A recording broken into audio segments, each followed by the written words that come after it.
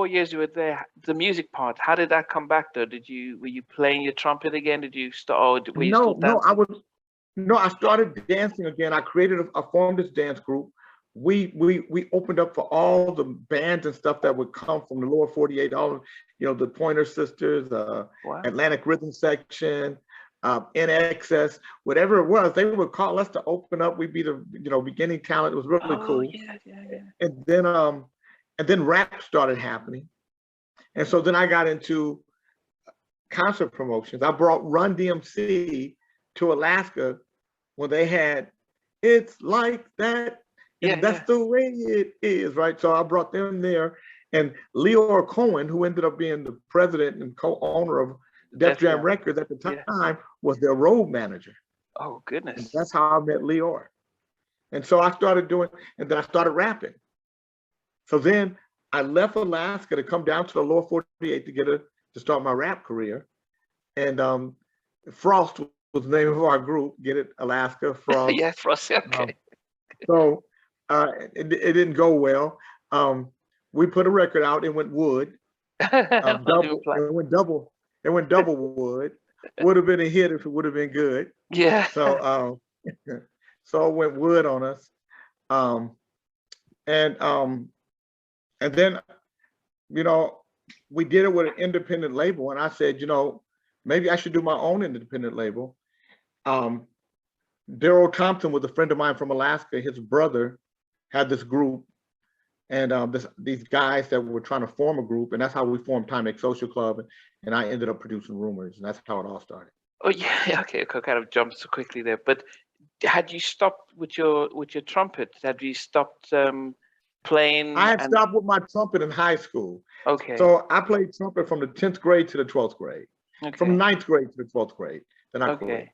And then when you did the rapping, did you guys have backing track, or did you just use an old sample, or what?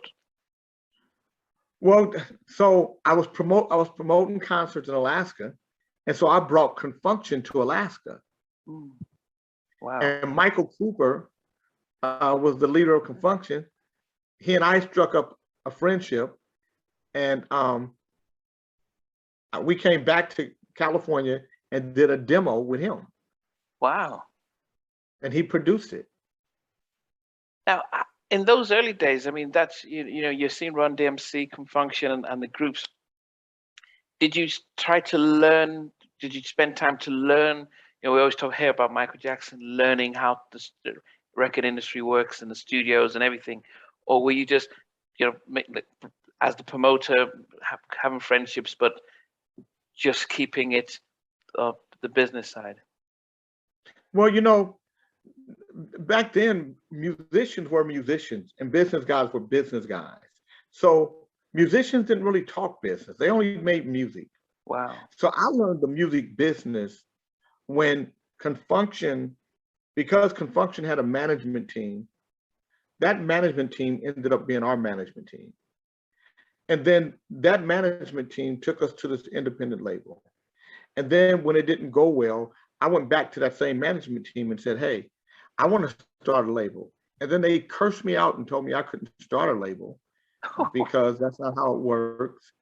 And, and I hung up the phone with them, and I was so mad. I called them back up and I cussed them out and told them if I could see them in person, I'd whoop their ass. And then I said, you guys are fired. And I started a record label, and that was J Records. And that's how I did. And that's how the first records I released were Rumors by Okay. Timex Social Club. No, you've got to go further back, because you make it seem as if it's very straightforward, but it's very revolutionary, because the only person that I knew who did something like that was James Brown, had his own record label and stuff like that. You thought about starting a label. The management company says that that's impossible. It doesn't work like that. What were their reasons for trying to discourage you? And what is it that you saw that thought, this should work?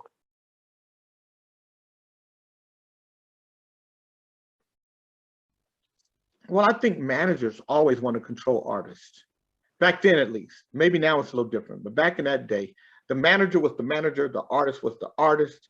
The artists went out on stage, the artists wrote songs, the artists were creative, the managers were business. So for me to say, you know, I want to start a record label, that's not creative, that's business. Get in your place, boy. That's how it felt to me. Yeah. Stay in your place. And I didn't grow up like that. Yeah, my dad was a tough man. My dad wasn't nobody to be fucking around with. Excuse my language. Yeah. He wasn't nobody to play with.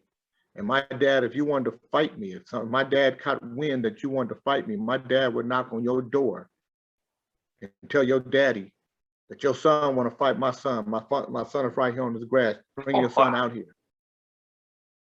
And so I was small, light-skinned with a big natural, and I lived in the hood. I learned how to fight before I learned how to do anything else. My daddy would make me fight everybody, no matter how big. And so there was no way I was gonna let some white man tell me what I could and couldn't do. I didn't come from that kind of stock. My dad wasn't made like that. He didn't build me like. So telling me what I couldn't do was probably a bad deal. Yeah. Oh, that's the way that Tootsie Roll. Okay. It seems as if the picture just it seems as if your stuff is frozen. Are you still I'm good there? now. Oh. I thought you were frozen. Okay. I'm not sure what is happening. Okay, you're back now. Yeah, it's clear now. Yeah. Yeah. So you had the idea of setting a label, but did you know what a label?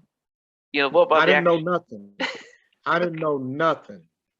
I just knew that I didn't like somebody controlling what I could do and when I could do it. Yeah. And I wanted to do it myself. And telling me I couldn't do it was going to make me do it even more. Wow. And so I sold everything I owned to put out Rumors. So the beginning of setting up a label, because I think, There's no setup. There was no setup. I recorded a song. Yeah. And I made a label called J Records. I went to Macola Records and manufactured records after I got them mastered at a mastering lab, after I recorded and mixed them.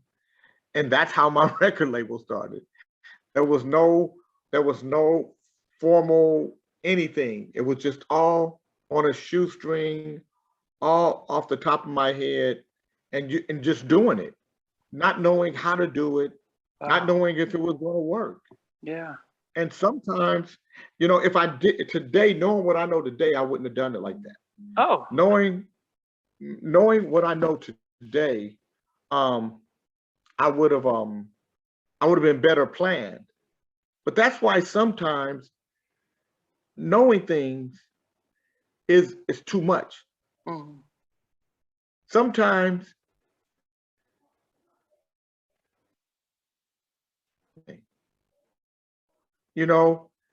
sometimes it's that fearlessness that's going to get you through it. Mm. Too much can be detrimental. Because it would have been. Yeah, go ahead. Huh? No, go ahead. No, go ahead. Because I was going to ask you what you said. On reflection, you would have done it differently, but I would have done it because if I knew what I know today, I wouldn't have done it, because I would have known all the things I need in place to make it happen weren't there. And so sometimes knowing too much isn't good. Yeah. And in this instance, knowing too much wouldn't have been good for me. Yeah. But it could have. Yeah. So, but then I would have never put Rumors out. I would have never had the money to put Rumors out. I never had enough money to put that record out, ever. Even when it was out, I never had enough money. Yeah. So if I had gone by all the rules, everything that tells you what you need to do in order to be in business, I would have never been in business. Yeah. Wow. And so it was just, I was just lucky and fortunate and blessed and favored for some reason. Because if I'm being honest, I did everything wrong. Wow. Everything. Okay. But that's how powerful music is. Mm. And that's how powerful people are. Because the people made that record a hit. Yeah. The people defied the industry. Yeah. The people made radio have to play that record because they called and called and called radio. When they heard it, they fell in love with it. And the record just took a life of its own. And then I started getting a little bit of money here and there. And then I got enough money to really promote the record and went through the roof. But it was because it had already done all this other stuff. Yeah. Thanks for watching. Please remember to subscribe to the channel, but most importantly, to press the notification bell so that you can be notified when we do have a new interview. Loads to come. But thanks a lot for watching. You know.